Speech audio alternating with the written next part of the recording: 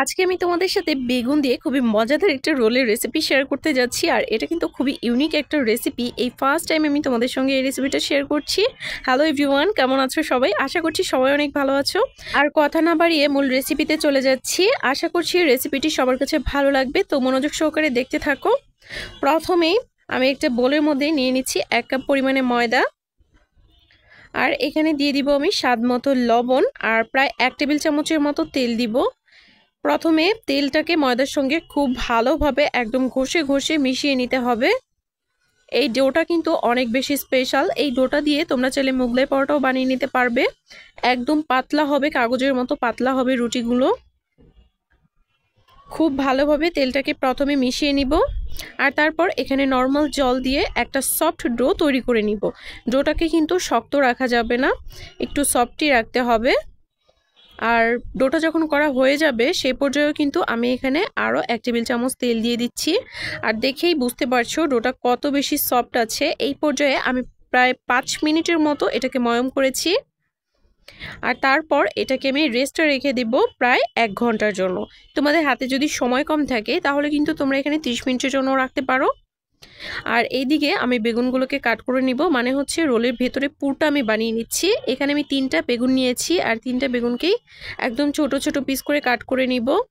ভেতরে পোকা টোকা সব বেছে ফেলে দিচ্ছি। আর এই তো মাঝখান বরাবর সবগুলোর উপর একটু করে কাট করে দিচ্ছি। বেগুনের ভেতরে কিন্তু অনেক পোকা থাকে, কাটার সময় একটু দেখে কাটতে হয়।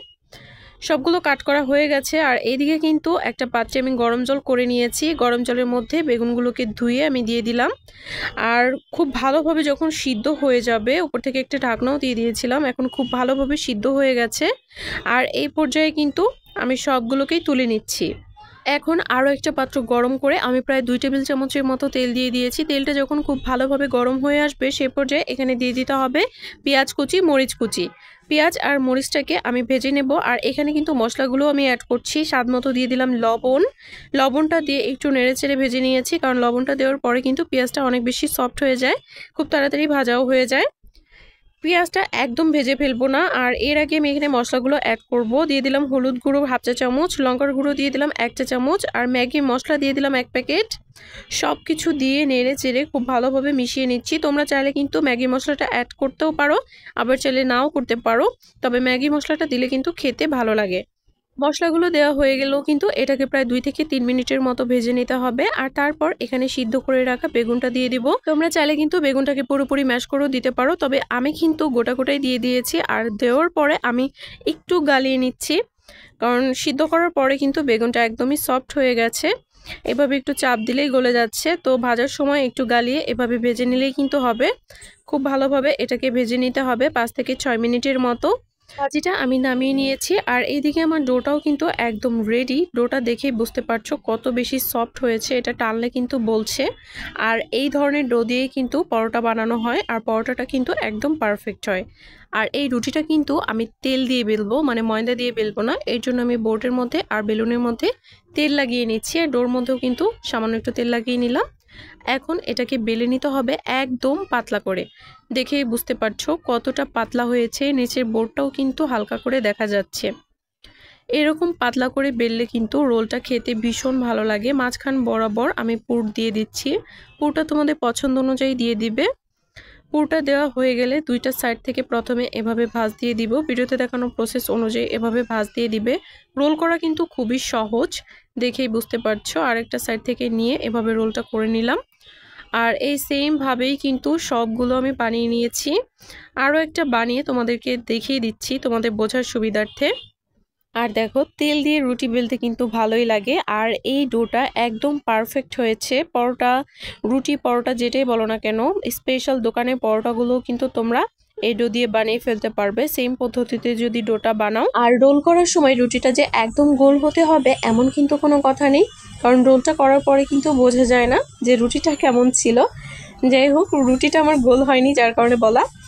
তো তেল দিয়ে বেলার সময় হয় কি, একটা সাইড কিন্তু এলোমেলো হয়ে যায়, বা একটা সাইড বা কর্নারের সাইডগুলো কিন্তু আঁকাবাঁকা হয়ে যায়। এভাবে কিন্তু রোলগুলো আমি সবগুলো এই যে বানিয়ে নিয়েছি, সবগুলো আমার বানানো শেষ। এখন ভেজে নেওয়ার পালা। এর জন্য একটা প্যানে পর্যাপ্ত পরিমাণ তেল আমি গরম করে নিয়েছি। এখন এক এক করে রোলগুলো দিয়ে দিব। আর চুলার আঁচটা কিন্তু অবশ্যই মিডিয়াম টু লো হিটে রাখতে হবে, হাই হিটে কিন্তু রাখা যাবে না, তাহলে উপর থেকে একদমই পুড়ে যাবে আর ভেতর থেকে কিন্তু কাঁচাই থেকে যাবে, মানে ময়দাটা একদম কাঁচা কাঁচা থাকবে। তাই ভালোভাবে একটু সময় নিয়ে ভেজে নিতে হবে। আর আমি কিন্তু এভাবে একটু ঝাঁকিয়ে দিচ্ছিলাম, যেহেতু তেলের পরিমাণটা এখানে খুব বেশিও দেওয়া না, উপরের দিকটাই কিন্তু তেল পাইনি, যার কারণে এভাবে ঝাঁকিয়ে দিয়েছি। আর উপরের দিকটাও কিন্তু সামান্য একটু ভাজা হয়ে যাবে এভাবে ঝাঁকিয়ে দিলে। আর 1 মিনিট পরে উল্টে দিতে হবে, দুইটা দিকই উল্টে পাল্টে খুব ভালোভাবে ভেজে নিতে হবে। আর এই রোলগুলো খেতেও কিন্তু ভীষণ মজাদার। তোমরা ভাবতে পারো বেগুন দিয়ে আমি এবার কেমন রোল বানাচ্ছি, আসলে তোমরা এটা খেলে বুঝতে পারবে যে কতটা মজার হয়। আমার কিন্তু ভীষণই ভালো লেগেছে, তোমাদের কাছেও ভালো লাগবে। বেগুন দিয়ে যে আমরা বেগুনি খাই এটা কিন্তু ভালো লাগে। আর এই রোলটাও কিন্তু একটা ইউনিক রেসিপি বলতে পারো। বেগুন দিয়ে মোটামুটি সব ধরনের রেসিপি আমার ভীষণ ভালো লাগে, তবে এই রোলটা আমার খুবই ভালো লাগছে, যার কারণে তোমাদের সঙ্গে শেয়ার করা। আর এই তো দেখতেই পাচ্ছ খুব সুন্দর কিন্তু একটা কালার চলে এসেছে। আর বেশিক্ষণ এটাকে ভাজার কোনো প্রয়োজন নেই, আরও একটু উল্টে পাল্টে লো হিটে ভেজে নিব। আর এই পর্যায়ে কিন্তু চুলার আঁচটা আমি একদম লোতে রেখেছি লাস্টের দিকে। আর এখন আমি এগুলোকে তুলেও ফেলছি, কারণ এর থেকে বেশি ভাজার কোনো প্রয়োজনই নেই। উপরের অংশটা কিন্তু অলরেডি শক্ত হয়ে গেছে আর খুব সুন্দর একটা কালারও এসেছে।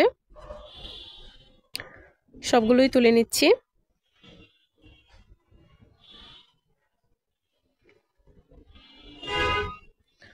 দেখো কতটা সুন্দর হয়েছে রোলগুলো, খেতে এত বেশি মজার হয়েছে কি বলবো, না বানালে বুঝতেই পারবে না কতটা মজার হয়েছে। আর আমার চ্যানেলে কিন্তু আরও অনেক রোলের রেসিপি দেওয়া আছে, চিকেন রোল, ভেজিটেবল রোল, তোমরা চাইলে কিন্তু দেখে নিতে পারো।